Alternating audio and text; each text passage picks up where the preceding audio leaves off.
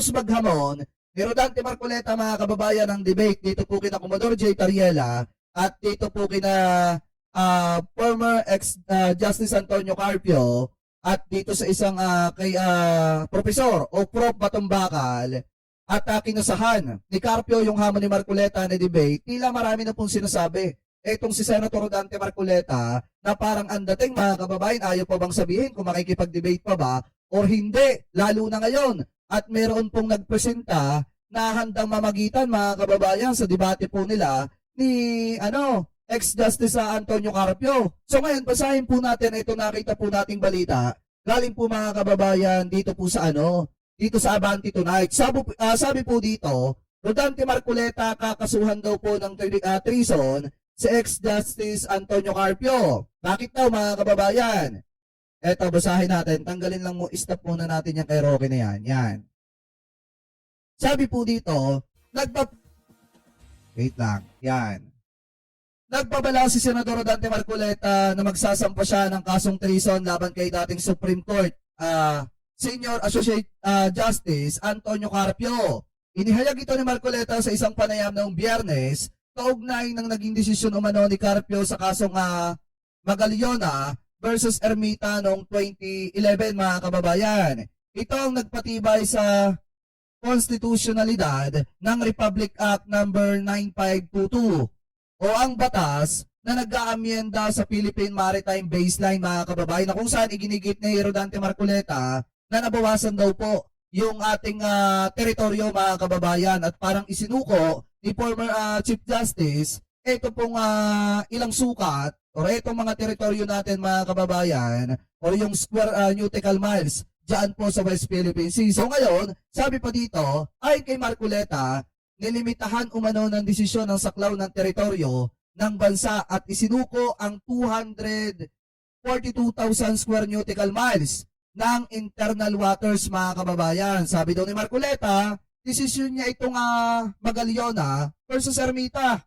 Pumayag siya sa argumento ng gobyerno na paliitin na lamang natin ang territorial sea ayon sa senador. So ngayon sabi pa dito, lumaki nga sa palagay niya ang EEZ, Exclusive Economic Zone, pero ipinamigay niya yung 242,000 square nautical miles ni Marcoleta. I will charge him with treason for this. So kakasuhan daw niya ng pagtatraidor mga kababayan. Ito daw pong si Carpio. Sabi pa dito, gayon pa man, iginit umano ng SC or ng Korte Suprema na hindi nabawasan ang teritoryo ng bansa. Sa halip ay lumawak pa ito mula 440,000 mahigit mga kababayan hanggang 586,000 square nautical miles dahil sa pagsama ng Exclusive Economic Zone mga kababayan. So ngayon, kung titingnan nyo, mukha po atang marami ng gustong gamitin itong si Senator Rodante Marcoleta para ilihis lamang yung issue ng debate po nila ni ex-Justice Antonio Carpio. Kasi baka nga natatakot na mga kababayan at hindi na po alam ang gagawin. Dahil nga mukhang nagkamali po siya sa paghamon ng friendly debate dito po sa mga batikan pagdating sa usapin ng territorial ng bansa. So ngayon, sabi pa dito, kung titingnan po natin sa nakita po nating balita, eto daw. Ayon po ito sa South Manila News. Tinanggap na ni dating Senior Associate Justice Antonio Carpio ang hamon ni Rodante Marcoleta tungkol sa West Philippine Sea. At ang Philippine Bar Association pa ang nag-alok na manguna sa public debate mga kababayan. So ibig sabihin okay na. Ang hihintay na lamang yung mismong araw kung kailan pwede itong si Rodante Marcoleta na makipag-debate. So wala na pong problema kay ex-Justice Carpio at wala na pong problema doon sa pagdadausan kasi nga nagpresenta mga kababayan ito pong Philippine Bar Association patungkol po doon sa venue at sa pagiging host ng debate mga kababayan na ito pong si Marcoleta at na ito pong si Carpio. So ngayon sabi pa dito, habang handang-handa na si Carpio na maglatag ng mga batas at ebidensya, si Marcoleta naman ay tila mas abala sa pag-iwas para naghahamon ng suntukan tapos nagdala ng tsinelas sa WPS or sa West Philippine Sea. Sa usapan na yan, mukhang mas maingay ang mikropono kaysa sa laman ng argumento ni Senador.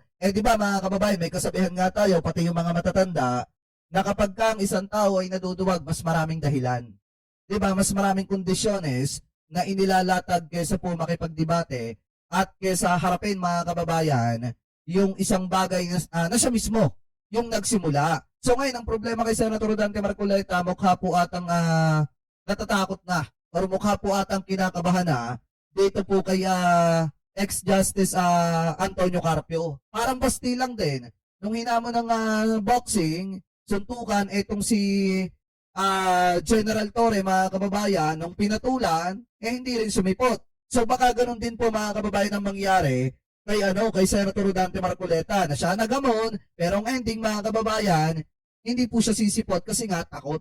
Ano po kasi, biruin niyo, sabi dito, Carpio game na. Marcoleta biglang tahimik. Philippine Bar Association sasalaw sa debating WPS or West Philippine Sea or usaping West Philippine Sea. So ngayon, mga kababayan, kung titingnan ninyo, eto kayo si Senator Dante Marcoleta, may chance kaya mga kababayan na hindi na po ito magpakita doon po sa debate dahil nga, mukha po atang kinakabahan at natatakot mapahiya sa usapin ng West Philippine Sea. Kaya kung sino-sino na lang mga kababayan ang pinupuntarya po nito. Katulad na lamang nung kanina mga kababayan or kahapon naglabas po siya ng video at ang inuupakan niya naman po ay walang iba kung hindi si Senator Ping Lacson at pinapalabas na fake news. Etong si Senator Ping Lacson at in-splice, in-edit yung kanyang video para mapasama daw po siya sa publiko. So ngayon ito, pakinggan po natin, ito nakita natin isa pang balita. Galing po ito mismo kay Senator Dante Marcoleta. Pwede ba nating ipasilad yung parte na pinagsama-sama, in-splice ni Senator Ping para lang palintawin niya, para lang imali niya, dayain niya, iligaw niya, linlangin niya ang mamamayang Pilipino? Ang gawin natin po para madali, i-give up natin yung KIT. Ang nag-govern pa rin yung international law. So atin yung Kalayaan Island Group. Ito mga kababayan ito para maliwanag. Kahit naman hindi i-splice yan, ni Senator Dante Marcoleta, ni Senator Ping Lacson. Ang nakarating sa taong bayan, kung papanoorin niyo yung mismong live mga kababayan, yung mismong hearing, nakasama itong si Marcoleta at nagsasalita patungkol po dyan sa pagsuko ng KIJ, maliwanag po yung narinig ng mga kababayang Pilipino natin na sinabi niyo po mismo na isuko na lamang po itong Kalayaan Island Group. So hindi na po mababago yan mga kababayan. Kahit ilang beses siyang gumawa ng paraan para ilihis yung issue na yan o para takpan yung issue na yan, wag lang magalit sa kanyang taong bayan, hindi niya na po matatakasan yan.